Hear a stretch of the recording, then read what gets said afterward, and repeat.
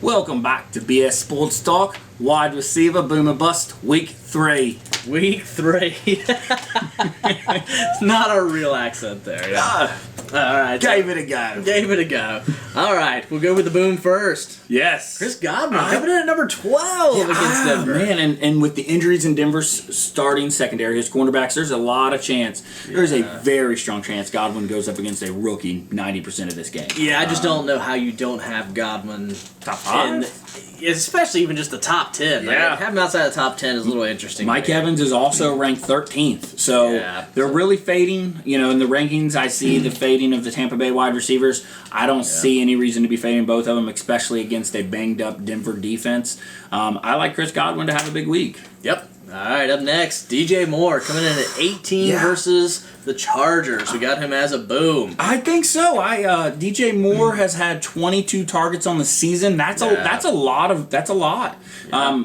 I think that they will have to score because I think Herbert's going to help put up some points against that Carolina defense. So I just see a potential here for DJ Moore. Yeah, I don't know if he cracks the top 10, but I think he's definitely better than the 18. Absolutely.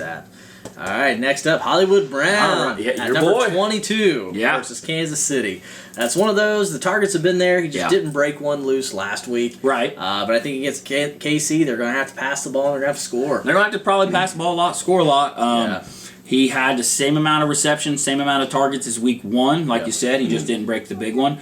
But the fact that his volume share is there, 5-6 targets a game, that's not bad for Hollywood. And in games like this where they're going to have to score a lot, I think you'll see him hit the 7 to 10, maybe more target range. They don't have a cornerback to contend with Hollywood Brown in Kansas City. So, All right, next up, Diontae Johnson going against Houston. Diontae Johnson. Had a big game last week. Huge game. He, for me, is going to surpass Juju as Big Ben's number 1 target. I agree. He's just quick. He's twitchy. He gets open. He's fast. He's good with the ball. He's catching everything they throw at him. I really like some Diontae Johnson. He's ranked 20th against Houston. Yeah, I think he definitely booms that for sure. Hollywood had a good game against Houston. I just think Diontae Johnson has a very high upside. He had a really good week last week. So All right, moving on to the bus. Got some big names on the bus list. Wide receiver wise. Yeah, we do. First up, Devonta Adams. I'm calling bust, and a couple reasons. He's injured, one. Not sure if he's going to play, so for me, seeing a lot of rankings still putting him out there, having him ranked as high as 2. Yeah. Also, he's going to be shadowed by Marshawn Lattimore. Lattimore typically covers. He covers the number 1 wide receiver in most instances. Yep. I see this being a tough game because if Adams does play, I have to wonder if he stays out there for the whole game. Right. I don't know that he does.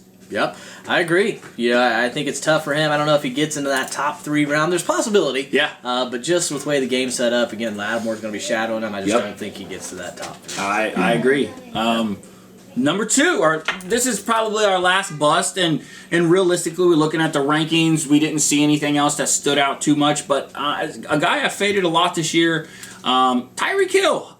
They got enlisted at wide receiver 4. Baltimore's secondary is good. Marcus Peters, Marlon Humphrey, Jimmy Smith. They have pieces to try to contain Tyreek Hill, to try to contain. When I think of all the weapons on Kansas City, I think that's the one that you game plan the most around. Agreed. I think every team. Yep. I think just seeing that number 1 corner, getting the double teams. Absolutely. He had a decent week last week, almost had 100 yards, had the touchdown, 5 receptions. I just don't know if he puts up that top 3, top 4. Right, and we're not saying Tyreek's going to have a bad game. No. I think he's still top 10. Yeah, but I don't think he is as strong at that 4 spot. But with Patrick Mahomes, you never know. But I see this being a very heavy Travis Kelce game. I see Elaire maybe getting a lot of catches out of the back. I'm just fading that 4 spot for Tyreek Hill this week. All right, guys.